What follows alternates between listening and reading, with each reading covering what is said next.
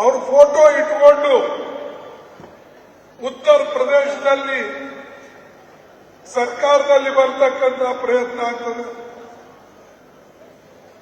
ಎಲ್ಲಾ ಪಾರ್ಟಿಯವರು ಬಾಬಾ ಸಾಹೇಬ್ ಅಂಬೇಡ್ಕರ್ ಫೋಟೋ ಇಡ್ತಾರೆ. ಪಂಜಾಬ್ನಲ್ಲಿ ಬಾಬಾ ಸಾಹೇಬ್ ಅಂಬೇಡ್ಕರ್ ಫೋಟೋ ಇಟ್ಕೊಂಡು ಆಡಳಿತಕ್ಕೆ ಬರ್ತಾರೆ. ಹರಿಯಾಣದಲ್ಲಿ ಬರ್ತಾರೆ, ದಿಲ್ಲಿಯಲ್ಲಿ ಬರ್ತಾರೆ. ನೀವೆಲ್ಲಿ ನೋಡಿದ್ರು ಕೂಡ ಬಾಬಾ ಸಾಹೇಬ್ ಫೋಟೋನ್ನ ನೋಡಬಹುದು. ಆದ್ರೆ ಬರೀ ನಾನು ಅವ್ರ ಫೋಟೋಗೆ ನೀವು ಅಥವಾ ಅವರಿಗೆ ಮಾಲೆ ಅರ್ಪಣೆ ಮಾಡೋದ್ರಿಂದನೇ ಶೆಡ್ಯೂಲ್ ಕಾಸ್ಟ್ ಉದ್ಧಾರ ಆಗ್ತದೆ ಅಂತ ಹೇಳ್ತಾ ಇಲ್ಲ. ಶೆಡ್ಯೂಲ್ ಕಾಸ್ಟ್ಗೆ ಒಂದು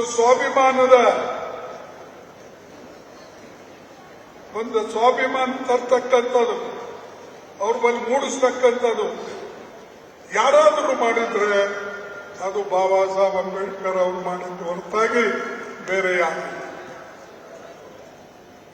ಆ ಸ್ವಾಭಿಮಾನದಿಂದಲೇ ಇವತ್ತು ಅನೇಕ ಕಡೆ ಜನ ತಮ್ಮ ಹಕ್ಕಿಗಾಗಿ ಹೋರಾಟ ಮಾಡ್ತಾರೆ. ಅದಕ್ಕೆ ಬಂಧುಗಳೇ, ಬಾಬಾ ಸಾಹೇಬ್ ಅಂಬೇಡ್ಕರ್ ಅವರು ಮಾಡದಂತ ಕೆಲಸಕ್ಕೆ ಮನ್ನಣೆ ಕೊಡಬೇಕಾದ್ರೆ ಇಡೀ ದೇಶದ ಜನ, ಬಡವರು, ಹಿಂದುಳಿದವರು, ಅಲ್ಪಸಂಖ್ಯಾತರು, ಮುಂದುಳಿದವರು ಎಲ್ಲರೂ ಕೂಡ ಒಂದಾಗಿ ಈ ದೇಶದ ಸಂವಿಧಾನದ ರಕ್ಷಣೆ ಮಾಡಬೇಕು. ನೀವು ಈ ದೇಶದ ಸಂವಿಧಾನ ರಕ್ಷಣೆ ಇಲ್ಲ ಅಂದ್ರೆ ನೀವು ಇಲ್ಲ. ಎಷ್ಟೋ ರಾಜರಾಗೋದು, ನಾ ಹೆಸರು ತಗೊಳ್ಳಕ್ ಹೋಗೋದಿಲ್ಲ, ಅವರು ಮತ್ತೆ ಕಾಂಟ್ರವರ್ಸಿಗಳಾಗ್ತವೆ. ರಾಜರಿಂದ ಏನು ಲಾಭ ಆಯಿತು? ಬಡವರಿಗೆ, ರೈತರಿಗೆ. ಏನ್ ಪಂಚಾಯತ್ ಮೆಂಬರ್ ಆಗಿದ್ರ? ಅವಾಗ ಏನ್ ಜಿಲ್ಲಾ ಪಂಚಾಯತ್ ಮೆಂಬರ್ ಆಗಿದ್ರ? ಆವಾಗ ಮೇಯರ್ ಆಗಿದ್ರ? ಎಂಎಲ್ಎ ಆಗಿದ್ರ? ಎಂಎಲ್ಸಿಗಳಾಗಿದ್ರ? ಏನಾಗಿದ್ರು? ನಿಮ್ಮ ಕೈಯಲ್ಲಿ ಏನಿತ್ತು?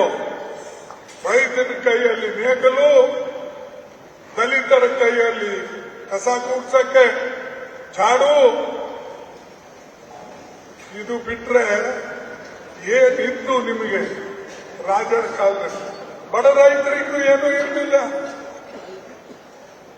ಆದರೆ ಸ್ವಾತಂತ್ರ್ಯ ಸಿಕ್ಕ ಮೇಲೆ ಮಹಾತ್ಮ ಗಾಂಧೀಜಿಯವರ ಹೋರಾಟದಿಂದ, ಜವಾಹರ್ಲಾಲ್ ನೆಹರು ಅವರ ಜಾಣತನದಿಂದ, ಬಾಬಾ ಸಾಹೇಬ್ ಅಂಬೇಡ್ಕರ್ ಅವರ ಒಂದು ಕಮಿಟ್ಮೆಂಟ್ನಿಂದ ಇವತ್ತು ಈ ದೇಶ ಮುಂದೆ ಸಾಗ್ತಾ ಇದೆ.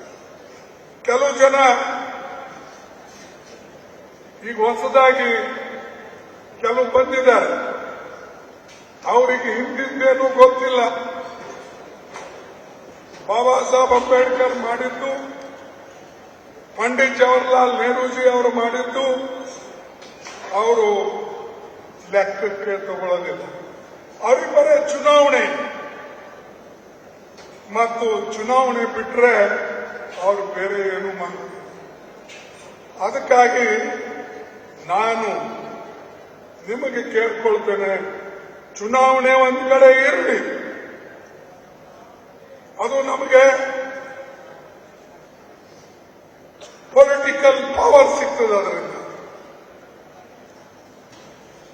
ಆದರೆ ನೀವು ಆರ್ಥಿಕ ಸಬಲತೆ ನಿಮ್ಮಲ್ಲಿ ಬರಲಿಲ್ಲ, ಸಾಮಾಜಿಕ ನ್ಯಾಯ ಸಿಗಲಿಲ್ಲ ಅಂದ್ರೆ ನೀವು ಎಲ್ಲೂ ಇರೋದಿಲ್ಲ. ಅದಕ್ಕಾಗಿ ಈ ಒಂದು ಸಾಮಾಜಿಕ ನ್ಯಾಯ, ಆರ್ಥಿಕ ಸಬಲತೆ ಮತ್ತು ಎಲ್ಲರನ್ನ ಒಗ್ಗೂಡಿಸಿಕೊಂಡು ಹೋಗ್ತಕ್ಕಂಥ ತಾಕತ್ತು ನಮ್ಮಲ್ಲಿ ಇರಬೇಕು. ಅದಕ್ಕೆ ಬಂಧುಗಳೇ, ನಾನು ನಿಮಗೆ ಒಂದು ವಿಶೇಷ ಮಾತು ಹೇಳಬೇಕಾಗಿದ್ರೆ, ನೀವು ಈ ಸಂವಿಧಾನ ರಕ್ಷಣೆ ಮಾಡತಕ್ಕಂಥ ಕೆಲಸ ಮಾಡಬೇಕು. ಯಾರೇನು ಹೇಳ್ತಿ ನೀವು ಬಿಟ್ಟು ಬಿಡಿ. ಅವ್ರದ್ದು ಯಾರು ಕೊಲ್ತಾರೋ, ಯಾರು ಹೊಟ್ಟೆ ತುಂಬಿದೆ, ಯಾರು ಶ್ರೀಮಂತರಿದ್ದಾರೋ ಅವ್ರ ಮಾತು ಬಿಡಿ. ಅವ್ರಿಗೆ ಸಂವಿಧಾನ ಬೇಕಾಗಿಲ್ಲ. ನೀವು ನೋಡಿದಿರಲ್ಲ ಈಗ ದೇವರ ಹೆಸರಿನ ಮೇಲೆ ಎಷ್ಟು ಲೂಟಿ ಆಗ್ತದೆ. ಅಯೋಧ್ಯದಲ್ಲಿ ಏನಾಯ್ತು, ಏನ್ ನಡೆದಿದೆ? ಬದ್ರಿನಾಥ್, ಕೇದಾರ್ನಾಥ್, ಅಮರನಾಥ್ನು ಬರ್ಬೋದು. ಏನ್ ಯಾರು ಮಾಡಿದ್ರು? ಯಾರು ಬಡವರು ಮಾಡಿದ್ರ? ಅಲ್ಲಿ ಕಳ್ತಾನ ಯಾರು ದಲಿತರು ಮಾಡಿದ್ರ?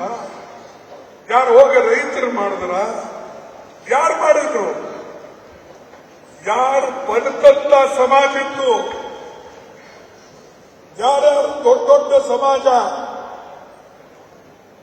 RSS ಅವರು, ಬಿಜೆಪಿದವರು, ಅವರೇ ಅಲ್ಲೆಲ್ಲ ಅವರ ಪರವಾಗಿರ್ತಕ್ಕಂಥ ಜನನೇ ಲೂಟಿ ಮಾಡಿದ್ರು. ಈ ಸುದ್ದಿ ಬರ್ತಾ ಇದೆ, ಸುಮಾರು 20,000 ಕೋಟಿ ಮೇಲೆ ಅಲ್ಲಿ ಲೂಟಿ ಆಗಿದೆ ಅಂತ. ಮೊನ್ನೆ ಉತ್ತರ ಪ್ರದೇಶದವರು ಹೇಳ್ತಾ ಇದ್ರು, ರಾಮ ಮಂದಿರ ಹೆಸರಿನ ಮೇಲೆ 20,000 ಕೋಟಿ ಬಂಗಾರು, ಬೆಳ್ಳಿ, ಇಟ್ಟಿಗೆ ಎಲ್ಲ, ಇಂಥವೆಲ್ಲ ಇಟ್ಟಿಗೆ ಅಂದ್ರೆ ಬೆಳ್ಳಿ ಇಟ್ಟಿಗೆ ಲೂಟಿ ಆಗಿದೆ. ಹಾಗಾಯ್ತಪ್ಪ, ದಿನ ಎದ್ದು ದೇವರ ಹೆಸರು ಜಪಿಸ್ತಾ ಇದ್ದೀರಿ, ಆ ದೇವರ ಹೆಸರಿನಿಂದಲೇ ಲೂಟಿ ಮಾಡ್ತಾ ಇದ್ದೀರಿ. ಅದಕ್ಕಾಗಿ ಇವರು ಊರೂರು ತಿರುಗಿ ಪ್ರಚಾರ ಮಾಡ್ತಾರೆ. ಧರ್ಮದ ಹೆಸರಿನ ಮೇಲೆ, ರಾಮನ ಹೆಸರಿನ ಮೇಲೆ ಪ್ರಚಾರ ಮಾಡ್ತಕ್ಕಂಥವರು ಈ ಲೂಟಿ ಮಾಡ್ತಾ ಇದ್ದಾರೆ. ಅದಕ್ಕೆ ಹುಷಾರಾಗಿರಿ. ಧರ್ಮನೇ ಬಾಬಾ ಸಾಹೇಬ್ ಅಂಬೇಡ್ಕರ್ ಹೇಳಿದ್ದಾರೆ, ಮನುಷ್ಯನಿಗೆ ಧರ್ಮದ ಅವಶ್ಯಕತೆ ಇದೆ. ಆದರೆ ಧರ್ಮಕ್ಕಾಗಿ ಮನುಷ್ಯ ಹುಟ್ಟಿಲ್ಲ. ಇಲ್ಲಿ ಧರ್ಮ ಇದೆ ಅಂತ ಹೇಳಿ ನಾನು ಹುಟ್ಟಿಲ್ಲ. ನಾವು ಹುಟ್ಟಿದ ಮೇಲೆ ನಾನು ಬುದ್ಧಿಸ್ಟ್ ಆಗ್ಬೋದು, ನಾನು ಹಿಂದೂ ಆಗ್ಬೋದು, ನಾನು ಕ್ರಿಶ್ಚಿಯನ್ ಆಗ್ಬೋದು, ನಾನು ಸಿಖ್ ಆಗ್ಬೋದು, ಜೈನ್ ಆಗ್ಬೋದು, ಯಾವುದಾದ್ರೂ ಆಗ್ಬೋದು. ಆದರೆ ಮನುಷ್ಯ ಇಲ್ಲೊಂದು ಧರ್ಮ ಇದೆ, ಇದಕ್ಕೆ ನಾವು ಹುಟ್ಟಬೇಕಂತ ಹುಡ್ತಾರೆ. ಈಗ ನಾವೆಲ್ಲ ದಲಿತರಾಗಿ ಇರಬೇಕಂತ ಹುಟ್ಟಿದ್ದ. ನಾಳೆ ನಿಮಗೆ ಅವಕಾಶ ಇದೆ, ನೀವು ಯಾವ ಧರ್ಮದಲ್ಲಿ ಆದ್ರೂ ಸೇರಿಸ್ಬೋದು. ಅದಕ್ಕೆ ಬಾಬಾ ಸಾಹೇಬ್ ಅಂಬೇಡ್ಕರ್ ಹೇಳಿದ್ರು, ಮನುಷ್ಯನಿಗೆ ಧರ್ಮ ಬೇಕು, ಆದರೆ ಧರ್ಮದ ಹೆಸರಿನಲ್ಲಿ, ಧರ್ಮಕ್ಕಾಗಿ ಮನುಷ್ಯ ಹುಟ್ಟಿಲ್ಲ. ಅದಕ್ಕೆ ದಯವಿಟ್ಟು ಇದು ನೀವು ನೆನಪಿನಲ್ಲಿ ಇಟ್ಕೊಳ್ಳಿ. ಬರೇ ಧರ್ಮದಿಂದನೇ ಉದ್ಧಾರ ಆಗ್ತದೆ ಅಂತಿಲ್ಲ. ಹಾಗಾಗಬೇಕಾಗಿದ್ರೆ ಧರ್ಮ ಸಾವಿರಾರು ವರ್ಷ ನಿಂತಿದೆ,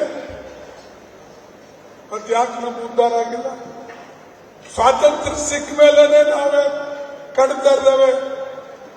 ಬಾಬಾ ಸಾಹೇಬ್ ಅಂಬೇಡ್ಕರ್ ಅವರು ಸಂವಿಧಾನ ಬರೆದು ಅಧಿಕಾರ ಕೊಟ್ಟ ಮೇಲೇನೆ ನಮಗೆ ಶಿಕ್ಷಣ ಯಾಕೆ ಬಂತು? ಅದಕ್ಕೆ ಅವರು ಹೇಳಿದ್ರು, ನೀವು ಮೊದಲು ಶಿಕ್ಷಣ ಪಡೀರಿ, ಎಲ್ಲ ಒಕ್ಕಟ್ಟಾಗಿರಿ, ಆರ್ಥಿಕ ಬಲಶಾಲಿಯಾಗಿರಿ, ಇದ್ರ ಕಡೆ ನಿಮ್ಮ ಲಕ್ಷ್ಯ ಇರಬೇಕು.